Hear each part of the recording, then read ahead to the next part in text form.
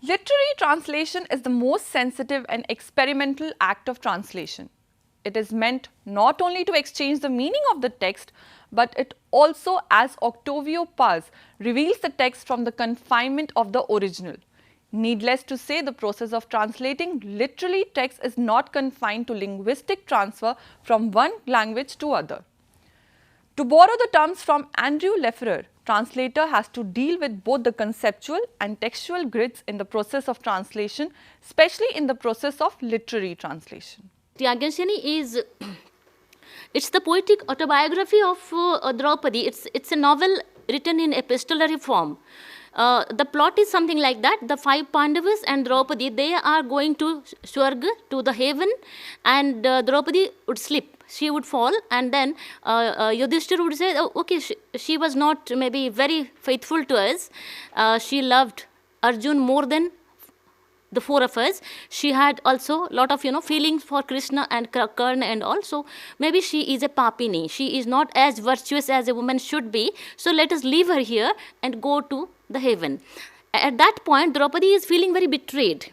And then she sits down to write a long letter to her Sakha, Krishna. The novel is in the epistolary form. She writes a long letter to Krishna where she talks about her life, how she was distributed among 5 people without anything from her side, and then her life of suffering, dedication, sacrifice, all the fires she had to go throughout her life being burned of fire. And that's a novel, and that's an epistolary novel where Pratibha Rai has given a very beautiful preface to the novel. It's a 10 to 12 pages, very beautiful preface in Odia where the authorial point of view is there. But in the translated text, that preface is totally missing. The translator, he is using this technique, Purush and Stri, for people. Okay, so he is using one gender, Purush, Stri, all of them will be people. That means here he is kind of suppressing, silencing the protest of Draupadi by saying people. And he is reframing sentences. A lot of sentences have been added to the text, and the epigrandeur of the text is also lost by adding, subtracting and all that.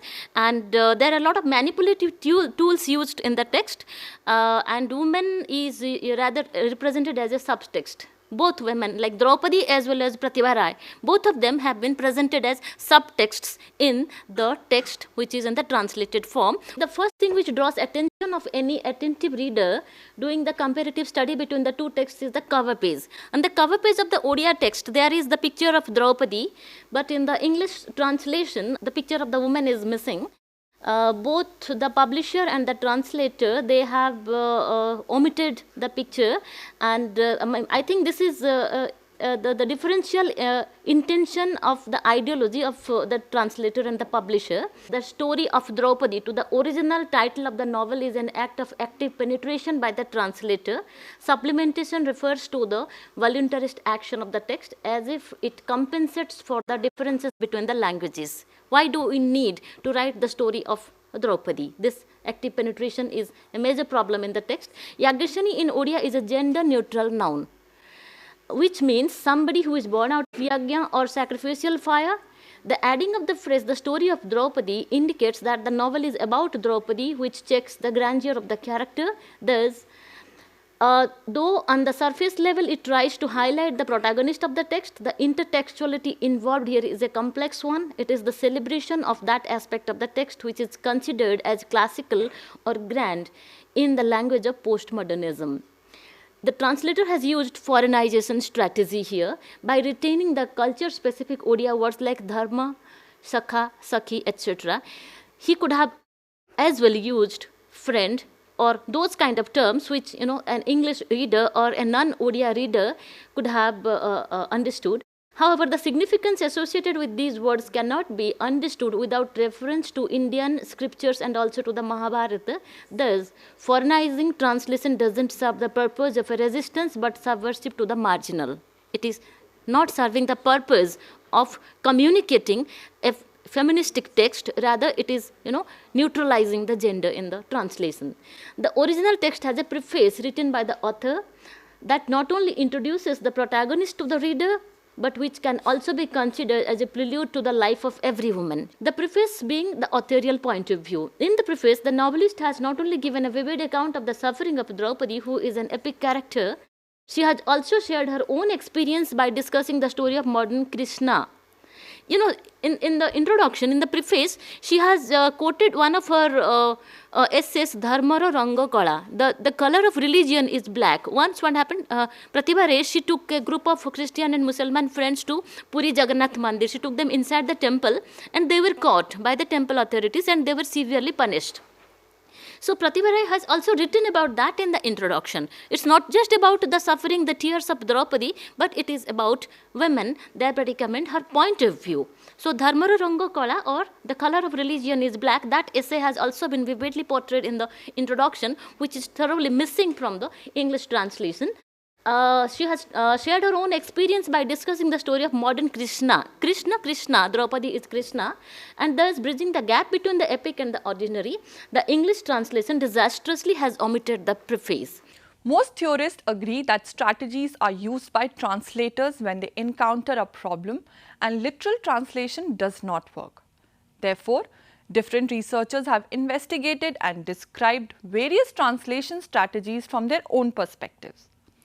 Yagyaseni is a poetic autobiography of Draupadi. It is a novel in epistolary form in Oriya language, which is genderless, where there is no he or she, instead a she suffices for both the genders. Oriya, as I said, is a gender neutral term. In English, on the other hand, it's a comparatively gendered language. I said comparatively. So the gender perspective to the interpretation would be crucial in highlighting the manipulation of language at various levels. Oriya words like jatri, say matlab he and she both are gender neutral, though the English equivalent of jatri is pilgrim, used by the translation in the first paragraph of the novel, is also gender neutral. However, the separate pronouns are used in English, he for male and she for female, as the equivalent of the gender neutral pronoun say in Odia.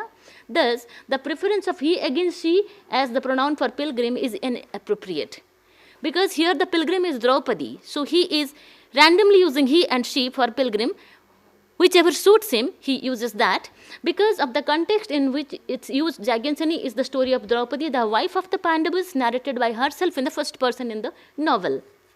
Similarly, many times the English translation has used common nouns not to neutralize the gender difference between the two sexes, but it is a strategy used by the translator categorically and contextually to neutralize the sin of the male-dominated society. So when Draupadi questions that this happened to me in Kurukshetra, in Kurusabha, so she only talks about men, because when the disrobing was happening, all the women were inside.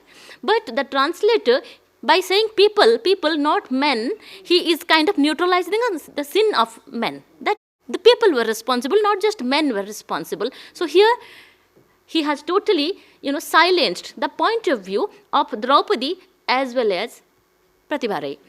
The use of the word people in the sentence to remove the regret of people of the whole world, I would display myself before them. Draupadi says, let me tell in Hindi, Draupadi says that, I will go to the Kurusava now and I will display myself before all men. So, this is how she is protesting. He says in front of all people, before all people, not men. The context here is Draupadi's Vastraharan in the assembly of Hastinapur, while the original work has emphatically stated that it is before the Purush. The word Purush is used, or men, she has to display her body. The English translation uses the word people. People means everyone, both men and women. However, it is mentioned that during Draupadi's Vastraharan, the doors of all the queens were forced shut and none of the women were present. This shift from men to people is problematic in two senses. It not only portrays an anonymous picture of the culprit, I say culprit, by neutralizing his gender, but also equally accusing the women as silent spectators of the play without any sense of revolt.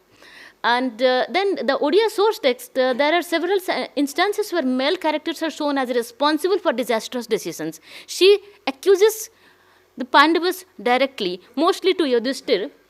The English translation has either removed or reframed those sentences. For example, the Odia text makes it clear that Arjun has no objection in Draupadi taking 5 husbands. Odia text says, Krishna Panchapati Barana Karivare Jadi Arjunankar Apatti Nahi. If Arjun has no objection that his wife is getting married to 5 other men. So this is what she was objecting to it. English translation says, the choice of words in the passage is in putting emphasis on Arjun's objection. The English translation says Arjun had an objection.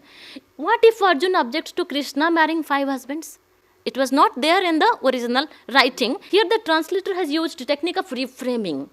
Reframing refers to the personal voice of the translator. He is kind of pro-Arjun, say pro-Pandavas, so he is using this kind of. The reframing here is syntactical and lexical. The use of an additional sentence, but I had lost faith in myself. In the original text, Draupadi has never lost faith in herself. She is a fiery woman. She has never lost faith in herself. But here, the translator, he has used the sentence, I had lost faith in myself.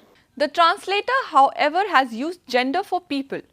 Translator uses a lot of manipulative tools and questions the differences in covers of both the version and accuses the publisher and the translator of omitting the picture of Draupadi from the original cover. It's evident that the translator exploited foreignizing strategy as well as feminist translation techniques of supplementation and reframing in the translation. However, these strategies are not restrictive and can be used as a manipulative tool by the translator having differential ideology. Foreignizing strategy can be used only to highlight the classical in the foreign culture by backgrounding the marginal canon, i.e. women's writing as subtext. If you ask me personally if it is an untranslatable text, I would say no, it is not. It can be translated properly, maybe by a woman, maybe by herself, maybe by a woman or by a man who has gender consciousness, not by a man who has gender bias. So that's all. Thank you.